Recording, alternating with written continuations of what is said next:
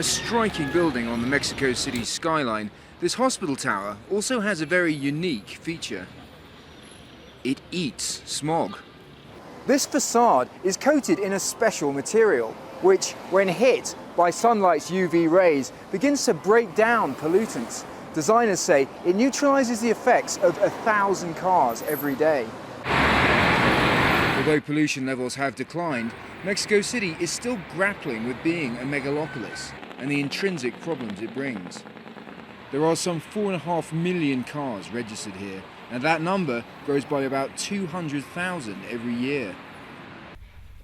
The genesis of the design began some 10,000 kilometers away, in Berlin. We were witnessing the rise of smart materials and their applicability in architecture. And what we saw was a city full of built structures that were essentially dormant. Using a material called titanium dioxide, they developed a pigment that coats the tiles, or so-called modules.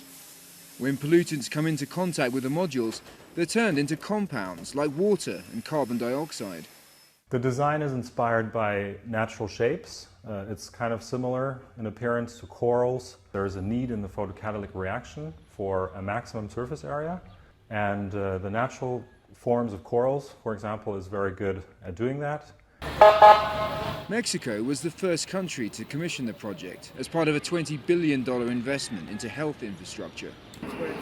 City environment officials are impressed. What we have to do as government is develop the public policies that make these kind of bioclimatic designs obligatory and not voluntary. For now, critics may ask what difference one building can make in a city of 23 million people. We won't reduce significantly the levels of pollution for the entire city, but we do it significantly for a localized area where very high levels of pollution meet urban populations, so we're directly protecting people. And this, say the architects, is a model that can be applied to any city around the world. Nick Parker, CNN, Mexico City.